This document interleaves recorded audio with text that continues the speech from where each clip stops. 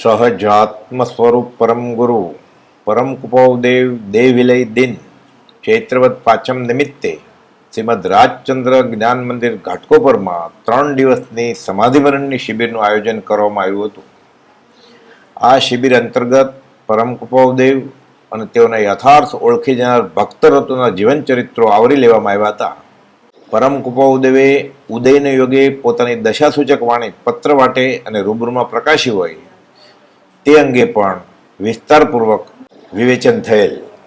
પરમ કુપોદેવને ઓળખવા માટે સાધકની કેટલી તૈયારી જોઈએ અને કેવું શરણ હોવું જોઈએ અને આશ્રયનું મહાત્મ્ય કેટલું અને તેનું ફળ શું તે અંગે પણ મુમુક્ષુઓના અનુભવ ઉદ્ગારોના આધારે સત્સંગ વાંચન વિચાર કરવામાં આવેલ હતો.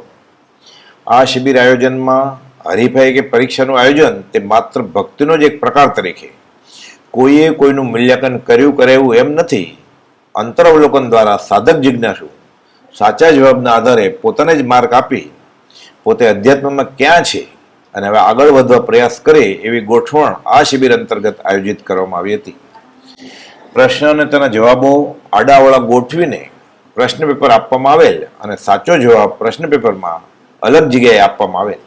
તે શોધીને તે સાધક પોતે જ પોતાને માર્ક આપે અને છેલ્લે પોતાને પૂછાયેલ પ્રશ્નોમાં સાચા જવાબ કેટલા અને તે મુજબ માર્કનો ટોટલિંગ સરવાળો કરી પોતે પરમ કુપોદેવને અને પરમ કુપોદેવને ઓળખનારને કેટલે અંશે ઓળખે છે એ નિર્ધાર કરે અને તેને આધારે અધ્યાત્મમાં આગળ વધવા યથાર્થ પુરુષાર્થ આદરે તે જ આ શિબિરનો હેતુ રહેલ. સત્સંગ વાચન દરમિયાન શરૂઆતમાં પ્રશ્નો અને છેલ્લે જવાબ આપવામાં આવેલ હતા. ખાસ માહિતી આપવામાં આવે છે કે આ પ્રશ્ન પેપરની લિંક પણ આ વાંચન સાથે આપવામાં આવે છે અને સાંજના 4 વાગે ખરા જવાબ સહિતની લિંક આપવામાં આવશે અને તેને આધારે સત્સંગનું ઉત્તમ નિમિત્ત મળી રહેશે. સહજાત્મ સ્વરૂપ પરમ ગુરુ.